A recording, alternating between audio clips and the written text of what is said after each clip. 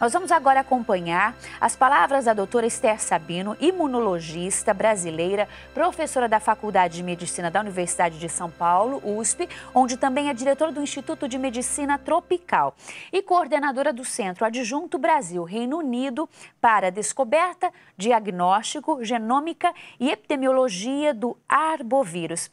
Primeiramente, professora Esther, eu gostaria que nos falasse sobre a sua escolha pela medicina e os desafios que a senhora enfrentou.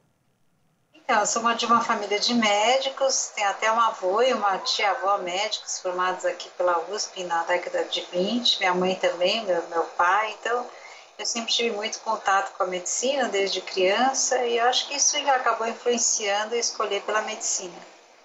Eu me formei pela Universidade de São Paulo e eu queria fazer pesquisa, mas era um período bem mais difícil, eu terminei minha residência, mas eu acabei mantendo essa vontade e depois de um tempo de trabalhar no Instituto Adolfo Lutz, eu fiz um treinamento nos Estados Unidos, antes de voltar e começar a fazer pesquisa aqui.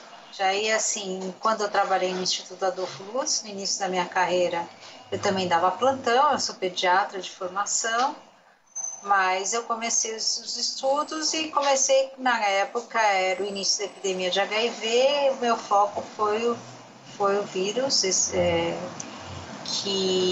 também a bolsa que eu consegui para os Estados Unidos foi para estudar esse agente.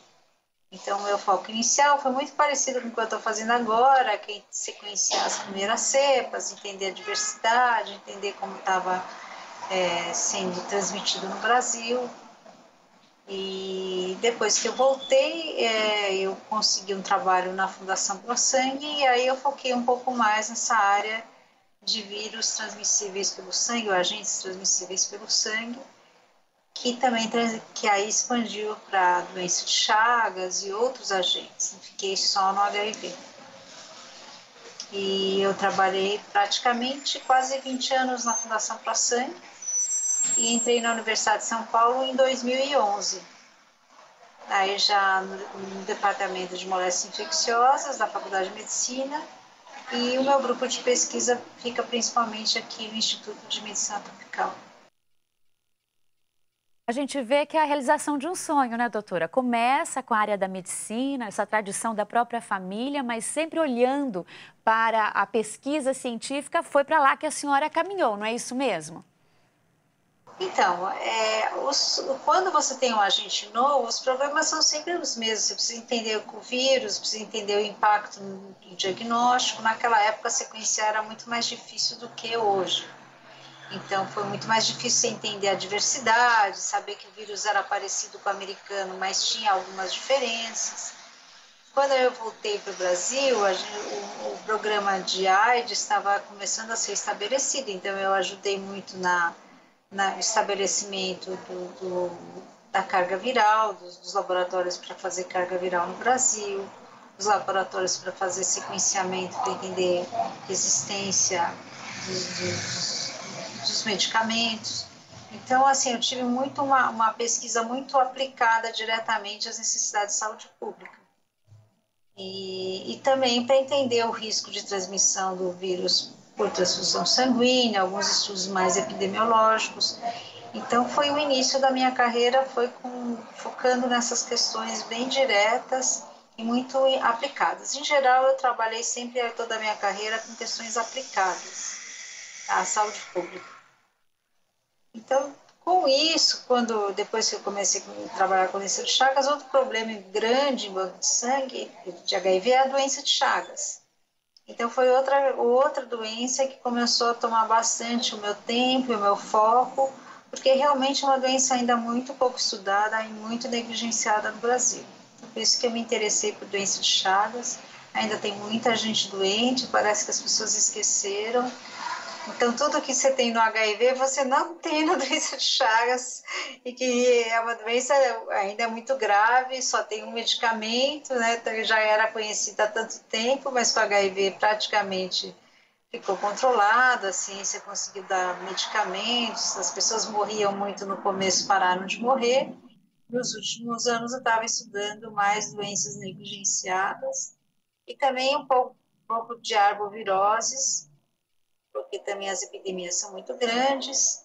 Quando veio a epidemia do Zika, aumentou muito o recurso para pesquisa, para a gente estudar esse vírus. Então, no último ano eu tirei um recurso grande, porque a ciência depende muito de dinheiro, não existe milagre, você precisa de dinheiro, precisa fazer as coisas com recurso. Então não adianta assim achar que o cientista brasileiro vai conseguir fazer alguma coisa que sem ter o recurso suficiente. Então, com isso, com esse dinheiro que veio, muito de recurso de fora do Brasil, quando chegou a epidemia de Zika, a gente conseguiu manter esse grupo que está muito ativo desde o ano passado, estudando epidemias de arboviroses, que são os vírus transmissíveis por mosquito. E com isso a gente se preparou para o que aconteceu agora em janeiro, quer dizer, estava tudo certinho, a gente estava com toda a tecnologia montada, sabendo fazer o sequenciamento rapidamente, e por isso quando os primeiros vírus foram detectados pelo Instituto Adolfo Lutz, a gente estava com tudo pronto para sequenciar. Que momento feliz para a pesquisa brasileira, né? Um grupo montado, trabalhando com os arbovírus, né? Esses vírus transmitidos pelos insetos, e que pôde, então, fazer esse trabalho extraordinário. Eu gostaria que a doutora Esther contasse para a gente como foi, atuando dentro dos arbovírus, chegar ao estudo do sequenciamento genético do novo coronavírus, doutora.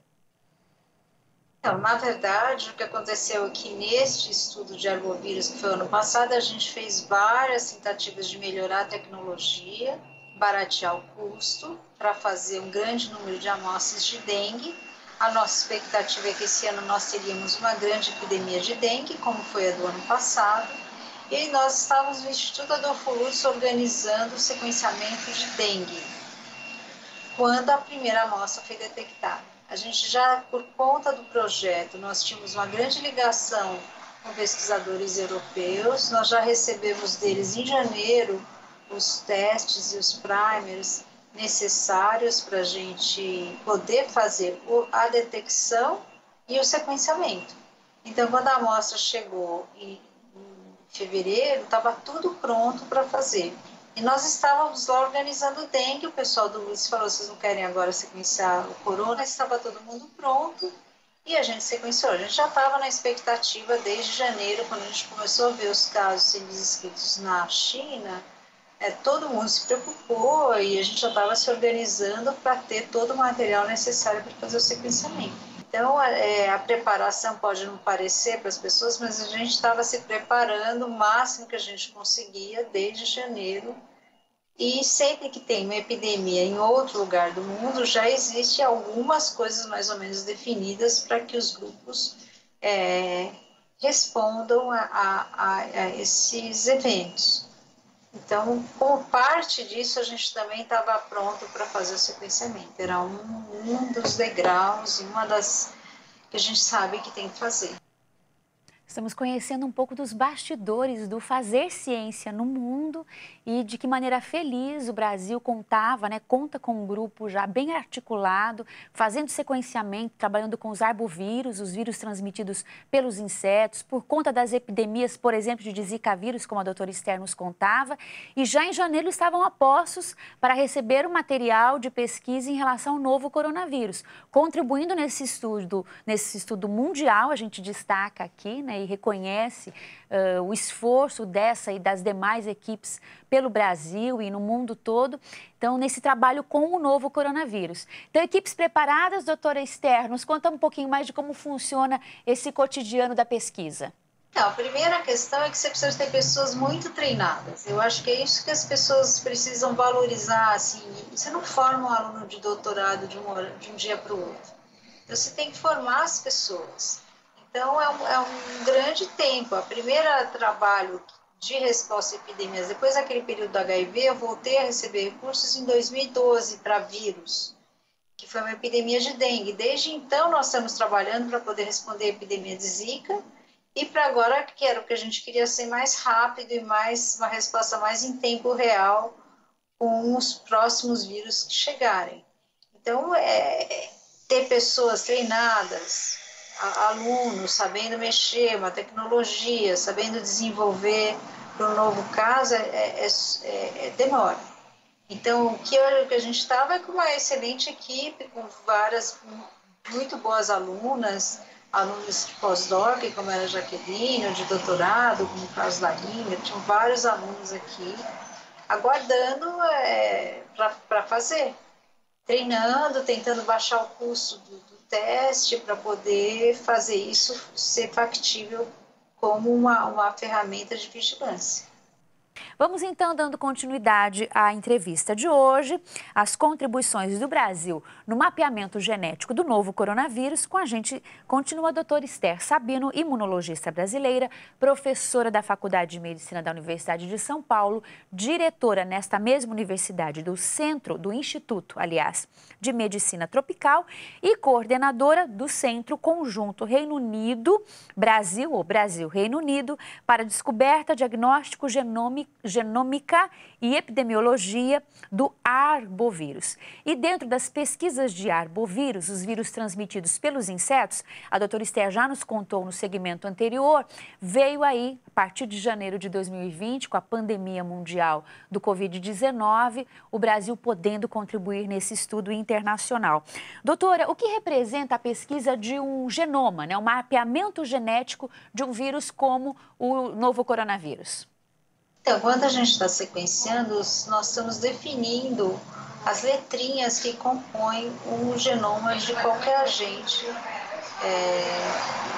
viral, qualquer agente, você tem uma composição que é o genoma. Se o DNA ou RNA, no caso desse vírus, ele é RNA. Então, você definir exatamente a ordem e quais são as mutações ou possíveis mutações que esse vírus pode ter, vão ajudar você a ter uma compreensão de vários aspectos. Eles vão te dizer a origem, de onde o vírus veio, pode dar uma ideia de qual foi o tempo e como que o vírus espalhou no país. Ele dá uma ideia se o vírus está muito diferente do que vai ser usado para uma cepa de vacinal. Se acharem algum remédio, se aquele remédio pode achar alguma mutação que impeça o remédio de funcionar, se tiver algum antiviral. Serve para também definir se existe alguma coisa que precisa ser feita nos testes diagnósticos.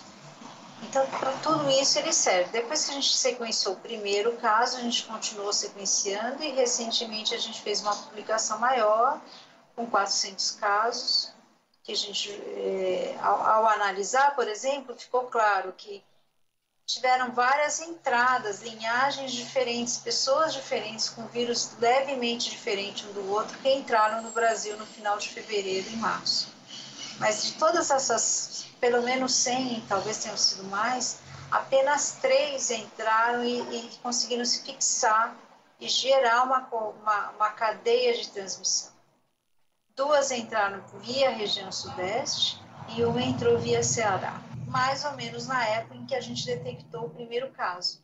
Esse primeiro caso, ele não gerou epidemia, a gente sabe que depois dele não teve mais casos, assim, a sequência dele não se acha mais entre as pessoas infectadas. Então, a epidemia esse primeiro caso não espalhou. Isso já viu também em outros lugares que isso acontece. Às vezes o primeiro caso a pessoa ficou em casa, os poucos contactantes também seguiram as normas e não transmite para ninguém. Então a maioria dos casos que a gente detectou aconteceu isso. Mas 3 indivíduos que provavelmente vieram no final de fevereiro, começo de março, foram responsáveis pela epidemia. Ela começou a se espalhar antes que as medidas de isolamento social fossem tomadas no final de março. Então, deu tempo deles se espalharem na região sudeste e depois, aos poucos, provavelmente por avião, para regiões mais distantes do país. Nossa, gente, quanta informação, né? Uma pesquisa científica nos dá sobre o que foi a socialização, né, entre aspas, né, a disseminação do vírus, que realmente aquele paciente primeiro, né, que a mídia muito falou, foi o primeiro caso, não é o vírus que ele havia trazido para o Brasil, ou seja, que o infectou primeiramente, que fez o trabalho de disseminação entre a população do nosso país. Quer dizer, são informações que, para o controle e conhecimento da doença, a doutora falava, são importantíssimas, fundamentais. Então, nos explique, retomando um pouquinho, doutora Esther, o que é o trabalho de sequenciamento e esses testes realizados. Então, o teste em si, você consegue fazer até 24 amostras em 24 horas. Né? Se você está com toda a tecnologia montada, você pode fazer entre 24 e 48 horas, você tem uma corrida. Então, é uma tecnologia nova, o sequenciador é um sequenciador bem pequeno, que a gente está usando, é uma metodologia dos últimos anos, que é muito interessante para usar em vírus, porque não precisa de grandes capacidades de sequenciamento. Mas é um método que hoje é um dos métodos que estão em voga para sequenciamento. É uma tecnologia bem nova, né, desenvolvida na Inglaterra. Aquele primeiro caso a gente fez ele ficou pronto as primeiras 24 horas, nós tivemos que repetir, então em 48 horas nós lançamos o resultado dele para o público, né, para o público científico, e aí teve um grande impacto na imprensa. Mas depois de então a gente fez um tempo de análise dos dados que também são complexos e usam bastante tempo do seu computador para poder chegar a conclusões detalhadas como essa que eu falei do quando entrou, quanto tempo divergiu, esse tipo de coisa. A ciência ela é feita por pequenos blocos, então você não é que o que você fez tudo muda, né? Você trabalha com pequenas coisas e vão se juntando, é o conjunto que vai dar uma resposta. Então, lógico, não é isso que gera a vacina, mas para quem está desenvolvendo a vacina é importante saber quão diverso é o vírus. A boa notícia é que ele é pouco diverso, então provavelmente não vai ser por isso que uma vacina vai falhar, porque o vírus é tão diferente, está mudando tanto. O que é uma dificuldade, por exemplo, no caso do HIV. Como o HIV muda muito, foi sempre muito difícil fazer uma vacina. É mais fácil fazer medicamento, mas vacina até hoje a gente não conseguiu. Também lembrando que a gente fala assim, foi mais fácil fazer medicamento, mas o medicamento demorou desde a descoberta do vírus até você achar um medicamento 12 anos naquela época. Então, assim, as coisas não são tão fáceis assim e a gente não pode achar que é tão rápido quanto a gente gostaria.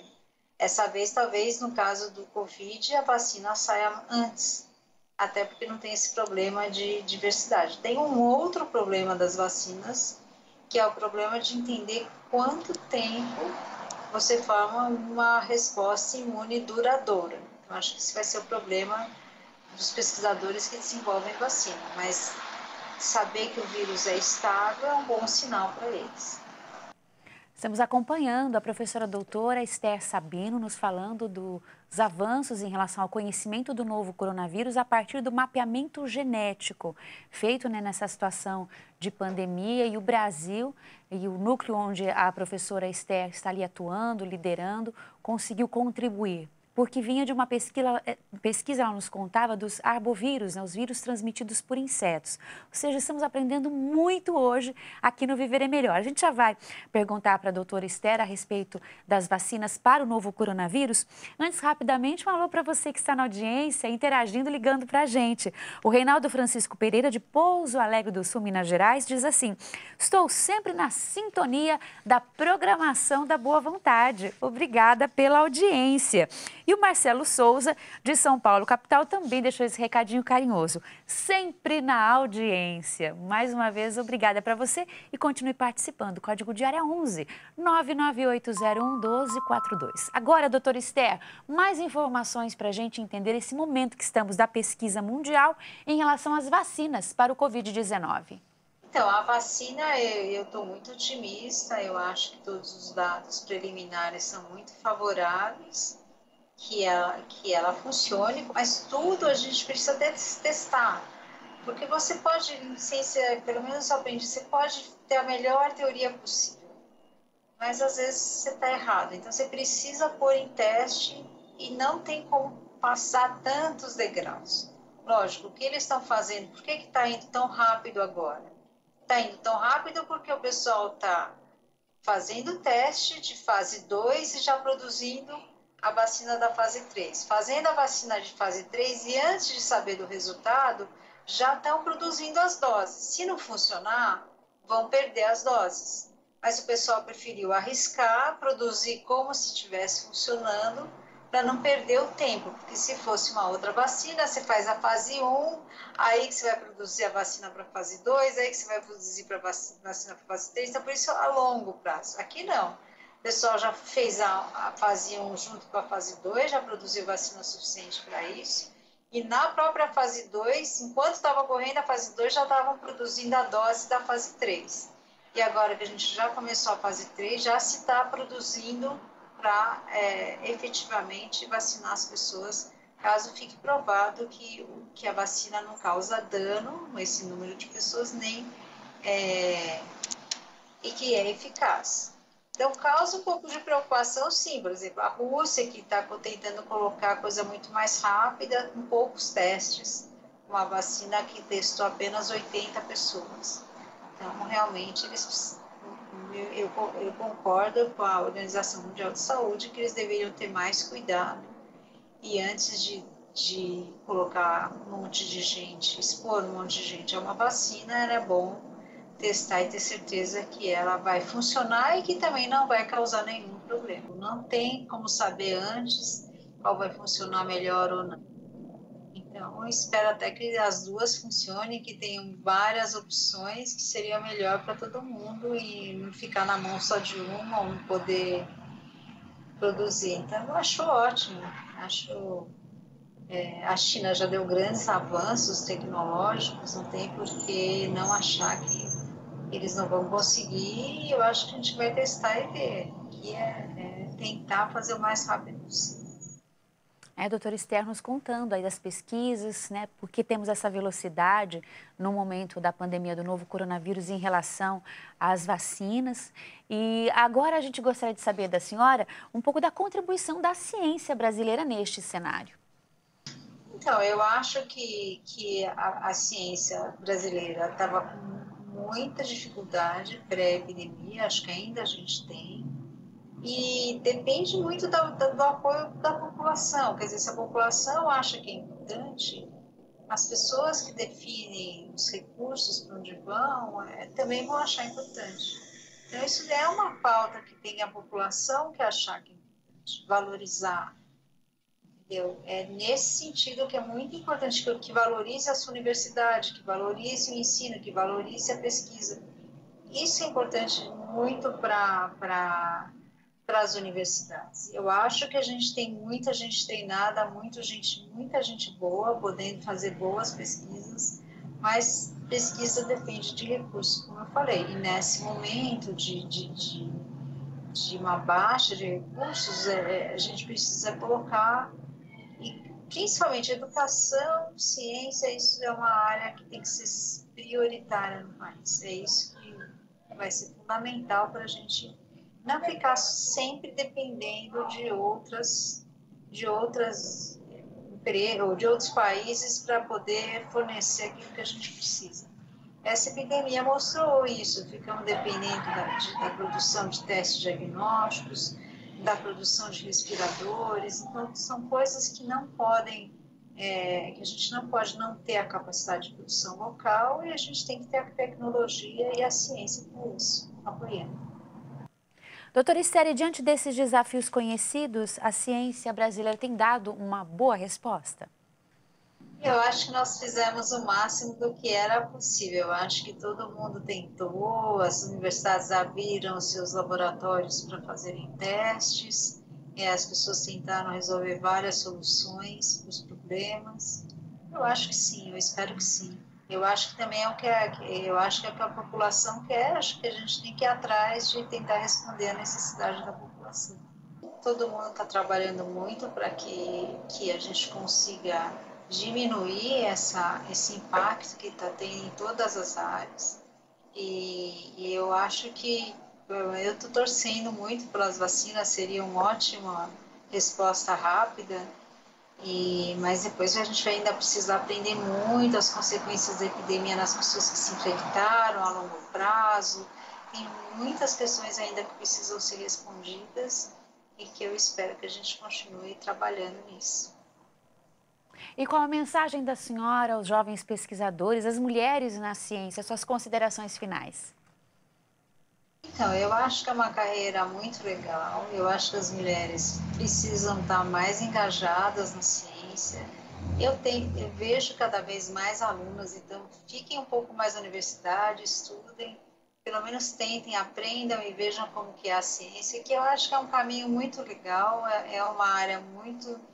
É difícil, mas é muito interessante e no final a gente se diverte bastante, quando cada vez que a gente aprende, descobre uma coisa nova, é muita alegria. Então eu acho que seria muito importante que o pessoal jovem visse a ciência como uma possibilidade. Eu acho que isso que eu acho, e principalmente as meninas, está aberto, é um campo muito aberto e muito importante, que se a gente realmente quiser um país melhor, a gente vai precisar de mais cientistas. Recado importante, né? A juventude, as famílias no Brasil, vamos estimular aí os nossos estudantes, né? Não é um momento fácil esse, mas que perseverem e façam, sim, ciência no nosso Brasil. Esse conhecimento tão importante que a doutora destacava, especialmente, né, o convite às jovens cientistas, às mulheres na ciência. Professora, muito obrigada por conceder essa entrevista para a gente. Muito obrigada pelo convite. Eu que agradeço. Nós hoje tivemos aqui no programa Viver é Melhor a participação da professora doutora Esther Sabino, imunologista brasileira, professora da Faculdade de Medicina da Universidade de São Paulo, USP, onde também é diretora do Instituto de Medicina Tropical e coordenadora do Centro Conjunto Brasil-Reino Unido para Descoberta, Diagnóstico, Genômica e Epidemiologia do Arbovírus.